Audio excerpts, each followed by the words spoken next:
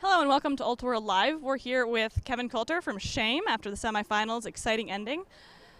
How did the game go for you? What was the narrative? The narrative was the same narrative all weekend. Have more energy than the other team. Go crazy every time we scored. Just go onto the field. Every time. Forget anything. Even if your D-line gets scored on, if they got 3 turnovers and it's a long, exciting point, go get hype for your teammates. In the beginning of the game, you were talking a bit about how you are a more like the common mixed team than most teams here. Can you talk a little about why you feel that way? Yeah, I think, only like a really small percentage of people really get to experience Elite Ultimate, and I think for the majority of Ultimate in the United States or in the world, it's in more of like a pickup setting or it's in a league setting, and there's fun and everyone's having a good time, and I think Shame is definitely like cut from that cloth. At the same time, like there's the athletes and the people and the competitors, and you can't really ever take that competitive edge out, but I think we really embody like Ultimate as the spirit of the game that most people know Ultimate as. Great. And so in this game, who do you think had the biggest impact, or was it a pretty balanced game? I think you saw our O-line get a little tight and get a little hesitant, but Casey Anderson was never tight. He was never hesitant. He was open under every time whenever you needed him. I give a shout out to him again. I think pretty much in general our O-line's playing fearless. You got Maryland Reich out there throwing hammers to people on the goal line with just no fear, complete ice in their veins. We've seen that you guys have a couple different rituals that get you amped up. Can you talk a little bit about them? Yeah, you talking about whack? Oh, I might be. Yeah, we developed a technique last night. Give us whack light. Whack is W is for the White Claws, H is for the Hucks, A is for the alcoholism, and C is for the chaos. All right. And the A goes in there, there's 2 ways sometimes. It's like W-H-A-A-C. But really we preach the chaos on the field, right? You saw we get poached D's in the lane. You saw us have switches. You saw like very intense marks. We're trying to create chaos. We're trying to create multi-turn points. And I think that's where Shame definitely like rises up. The Hucks, I think, got stifled today, and I think you saw that a lot where our stack was very far away. People were cutting from very far away, hoping to just get kind of thrown open, and our handlers maybe didn't quite have it. All right, anything else you want to tell the camera? I'm super proud of this team. I love playing with them. They're an amazing team to play with, and thanks for being here. Thank you so much. Yeah.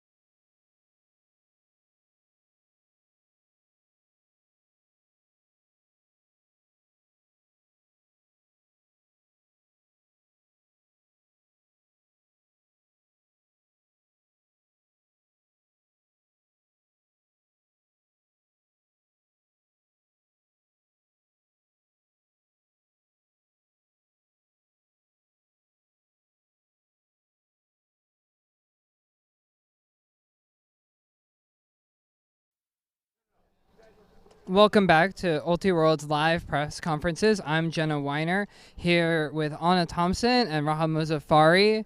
They're coming off of a double game point win with Philadelphia Amp over Fort Collins Shame.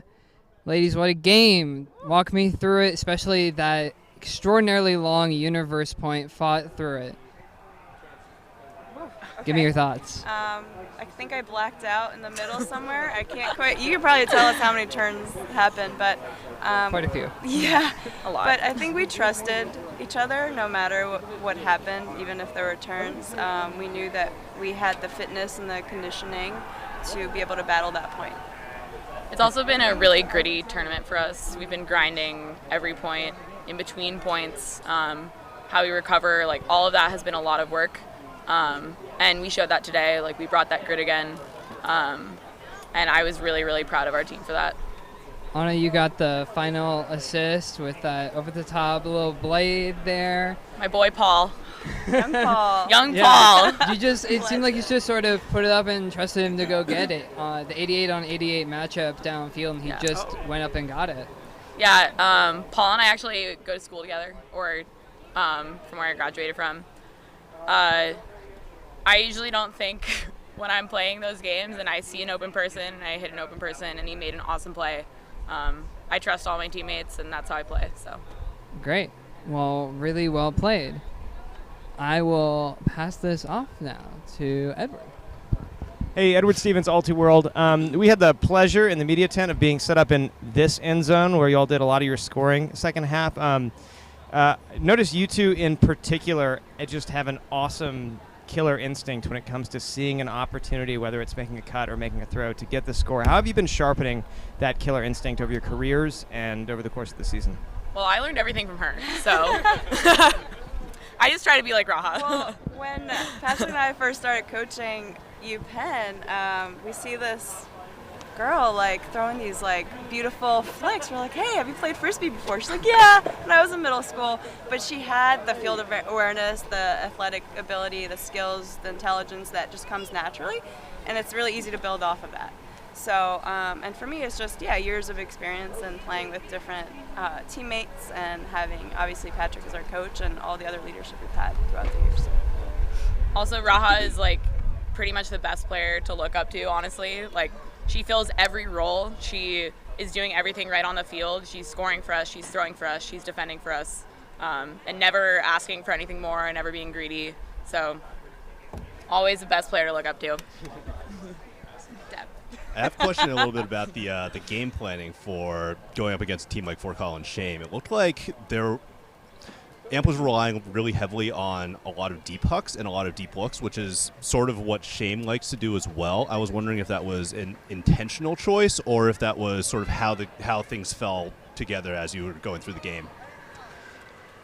I think we definitely game planned for their huck style. We know that is a trend that they like.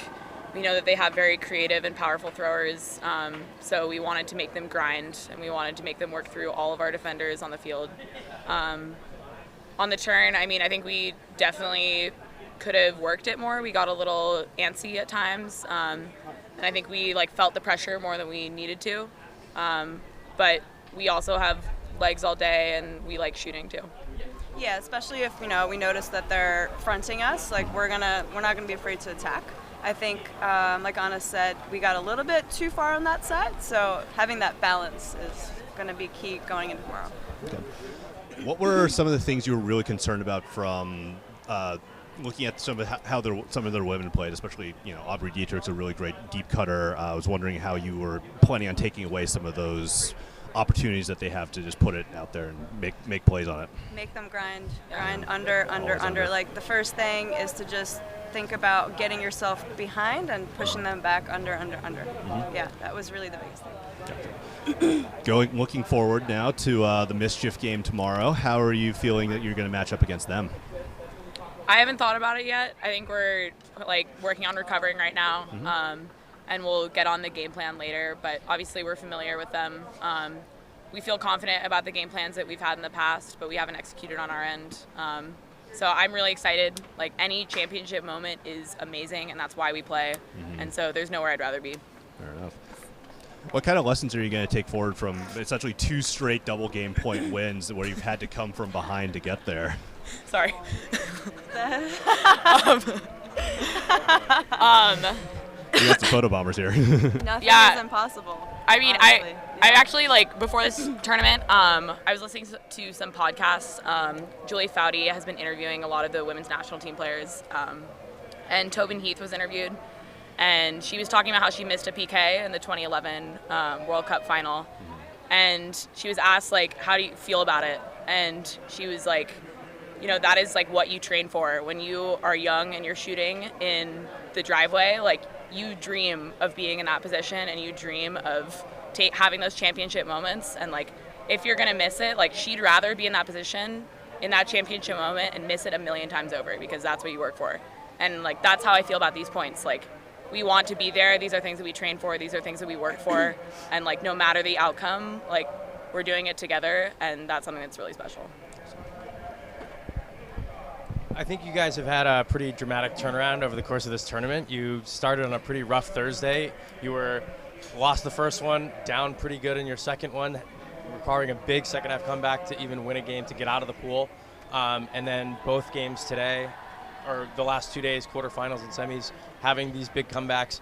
Is there anything that you got from your championship run last year that helped you kind of stay focused in a way that allows you to make those comebacks and keep yourselves on the kind of a level playing field regardless of where you're at as a team? Yeah, I think we weren't perfect last year either. I think we lost to Blackburn in the pool play, and, like, really had to, you know, again, think about staying mentally strong and just working through our game. And we had a really difficult semis last year as well. So same thing. It's just bringing it together, really elevating the energy on the sideline and playing as a team, whether you're on or off the field. I think also, I mean, the players, obviously, they were on the team last year. Like, we bring that experience, but this is a new team, and this is, like, we're building something different, and we're starting from a different point. But I don't think that really, like, carries over in a very grand, meaningful way. It's a new team. We have new goals, and we're excited to achieve them. Speaking of new players, Paul Owens has been kind of unbelievable the last few games and over the course of the weekend. I don't think a lot of people knew much about him prior to this weekend. Can you talk a little bit about his play in this game and, you know, the game-winning catch? There's just a lot of trust, and I think he's also the type of player that is super calm and poised all the time, and really just grinds and goes all out hard.